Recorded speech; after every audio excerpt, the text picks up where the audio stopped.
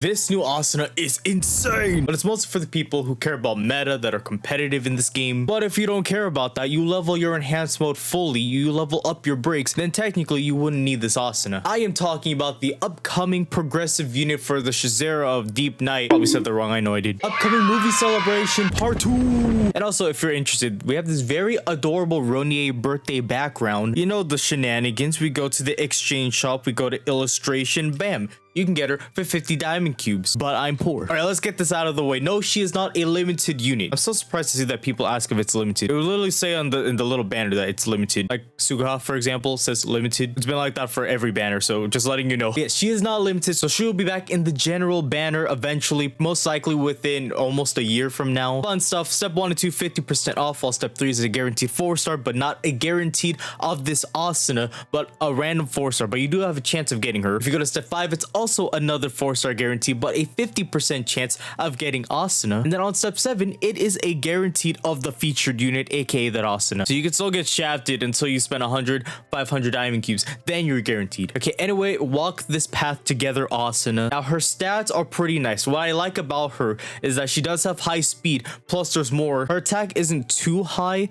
but that's all right. Now, she's a K, a charge and assault and an enhanced mode unit. Now, if you do get her, like let's say in the future or something, you do not want to level her enhanced mode. You keep that at level 1, but everything else you can level. So with her charge, she puts provoke on the enemy, which basically means that the enemy will focus on her when the enemy is attacking. With her assault, she has medium healing on herself, and this is where everything comes together, why she is good for people that care about meta, who want to be number 1 in ranking events. So she will raise wind element resistance by 20% on herself. You could basically think of that as a physical resistance, but wind resistance. So every time the enemy is like a wind element, just 20% less damage on her. And the best part, she has counter, but she has to be attacked with a physical hit, not a magic hit, but the enemy has to hit with a physical attack. If you don't know what counter does, basically if the enemy attacks her, she hits them back. You don't talk to our girl that way. She gotta counter back at you. But when she's countering, she will deal a strong damage on the enemy while also lowering the enemy's fire elemental resistance by 10. And it can go up to a max of 30%, which is super insane. So that means this Asuna will help all of your fire elemental teammates just deal so much damage, including herself. A typical resistance down, if we look at Kirito, for example, his break will do 20%. So let's say you have this Kirito and that Asuna, you have a physical resistance plus Asuna with a max potential of 30 fire elemental resistance on the enemy. That does damage everywhere. So exciting. When you put her in enhancement, nothing really changes. Her skills are just much stronger and costs more MP. And with her incarnate, she will deal an additional 15% more damage if she has the elemental resistance debuff, aka the fire elemental resistance debuff when you do your counter. Her imaginary will basically give her more attack by 6% for 2 turns. Her special partner is Kirito. Her leader skill is putting up 25% more incarnate at the start of the battle, while her member skill increases fire elemental attack by 1. And of course, incarnate combo and charge stack. Now, a good comparison with this Asuna would have to be Christmas admin. Another good comparison you can also with anniversary Lisbeth, who also has enhanced mode while also putting up counter. Like I mentioned earlier, you do not level the enhanced mode, keep it at level 1. You keep enhanced mode at level 1 because if you level it more, like let's say to max level 3, your enhanced mode will last longer. Now that may sound good,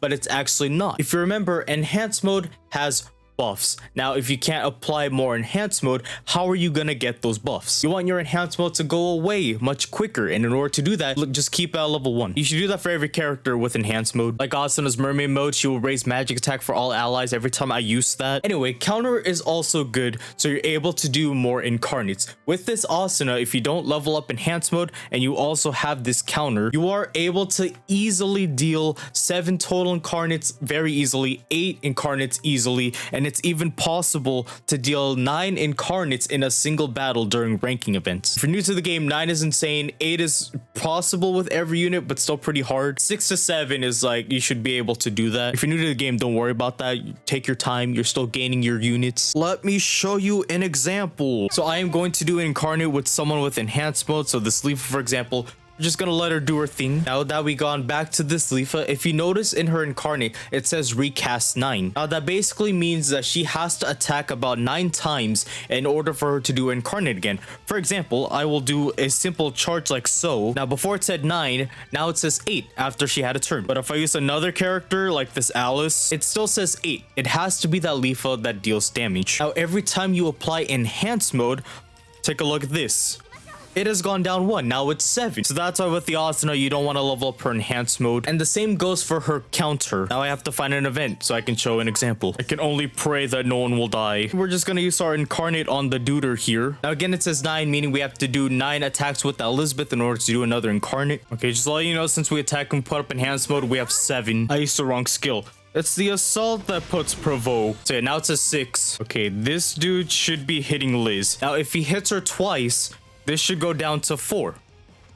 So that's 1. That counts. And 1 more. Okay, he didn't hit. But basically, as you counter, the recast also goes down. So every time the enemy is attacking the Asuna, in this case, we're using Liz, we're putting down the recast much faster, meaning that 9 to 8 incarnates is very much possible. Scuff tutorial, let's go, we did it. So that is why, as of right now, this Asuna is the most insane fire element character. I don't expect her to deal too much damage. I expect around 800,000 to 1,000,000 damage with her incarnate for max damage. Of course, I'm not really counting the Imaginarium all that much. The fact how you can use her multiple times just means your score for ranking events is just going to be much higher if you have this Asuna. So if you care about meta, you want to be first place in rankings and whatnot, then this Asuna is definitely a character to have. But if you're a casual, you don't really care, you just want to get all your waifus and whatnot, you do not need this Asuna. Of course, her charge stack is also very helpful. You don't really need this Asuna. Now, both Kirito and Asuna are very useful in their own ways. I do expect Kirito to deal more damage than Asuna, but Asuna is definitely more of the meta character to go for.